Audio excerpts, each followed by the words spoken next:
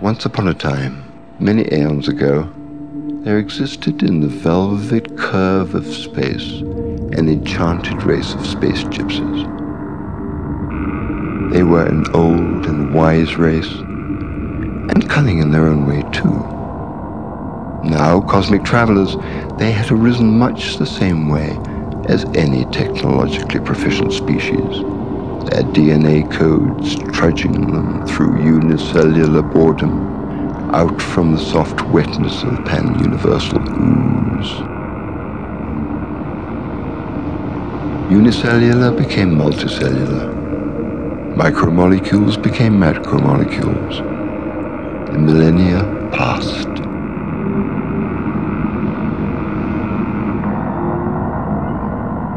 Evolution wrought its wonders as waves of improbable monstrosities gave way at last to the mutation most successfully adapted to life on Moon Planet.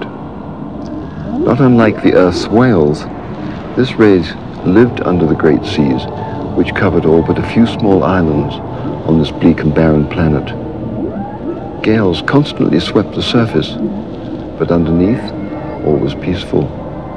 That is, until the seas themselves mysteriously started to dry up.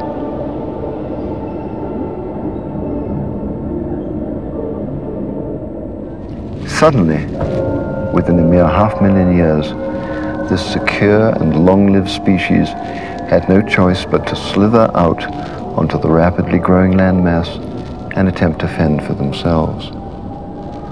A few generations of terrible losses, their numbers dwindling from a stable 210 to 58, resulted in a race of large, white, and understandably grouchy centipedes. They'd had a couple of 100 million years of acoustical bioengineering behind them, and a sophisticated and poetic culture. Almost all this, however, was lost in their struggle to survive. Indeed, it was only by the greatest good fortune that they were able to bioorganize small legs by an internal manipulation of their DNA, and it was this that at least gave them some limited mobility to their massive white bodies.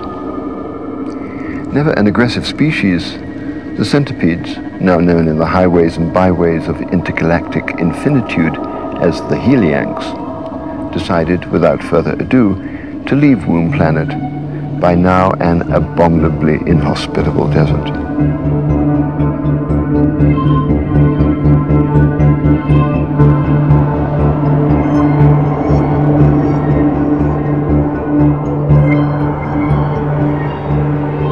Within 50,000 years, they had created a vast translucent space glider, 1 million miles in length. It hung in geosynchronous orbit around their planet at the very limit of their acoustic abilities. Until, in one last racial spasm, they hurled themselves up to join the glider, atomizing their world behind them in the process. The space glider proved to be the salvation of the Helianx for more reasons than the obvious. Nil-gravity space was greeted with delirious happiness, not only for the aerobatic possibilities, but more simply because it took the weight off their feet, their poor, pathetically crumpled, swollen, sore feet. The number one problem on the G3 planet's so recently existent surface.